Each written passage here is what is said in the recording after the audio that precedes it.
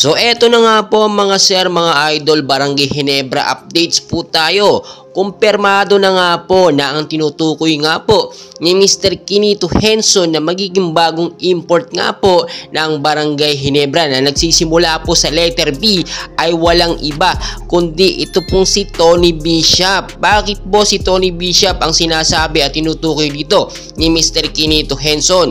Ito po kasing si Tony Bishop ay nakatapat na po ng Barangay Ginebra noon sa finals sa Meralco Bolts at nakita naman natin maganda ang performance. Scoring machine pa siya ng Meralco noon at talagang hindi siya masyadong mapantayan at nahihirapan. Ito nga pong Barangay Ginebra na puwersahin siya or bantayan. Both offense at defense kasi ay magaling talaga mag-handle itong si Tony Bishop. Dahil nga po sa balita natin at kumpirmadong nagpositibo itong si Justin Brownlee ay ngayon po ay namumblema ang Barangay Ginebra dahil nga ilang araw na lang, ilang linggo na nga lang magsisimula na nga po ang PBA Commissioner na magsisimula po sa November 5, 2023. So as soon as possible, asap kinakailangan na magkaroon ng bago or pansamantalang naturalized player or bagong import ang Barangay Ginebra hanggang naka-restrict itong si Justin Brownlee.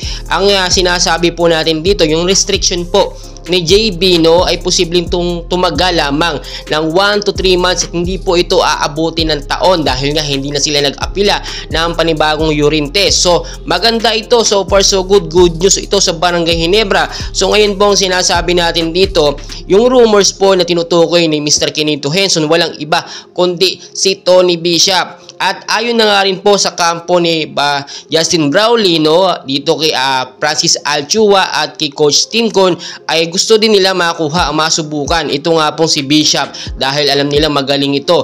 Napanood nila at naobserbahan nila, na-scout nila ang mga laban, ang mga laruan itong si Tony Bishop. At kung ikukumpara nga din daw po sa kalibre sa laruan ni Justin Brownlee hindi rin daw po nagkakalayo. Do alam naman natin talagang hindi mapapantayan ang performance na naipakita ni Justin Brownlee. Pero dahil nga po sa kinakaharap na kaso ngayon ni JB dahil sa anti-doping test nagpositibo siya, ay no choice po talaga ang Barangay Ginebra.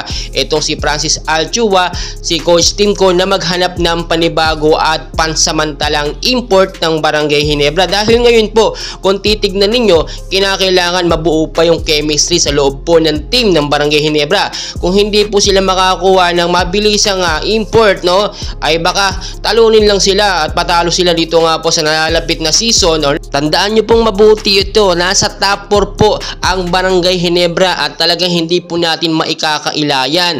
At dahil walang JB, posible pong bumaba ang rankings po ng Barangay Ginebra from top 5 to top 10. Pero hindi naman po yan papayagan ng head coach na si Coach Tim Con dahil ang ganitong klaseng sitwasyon ay hindi lang isang beses nangyari sa Barangay Ginebra.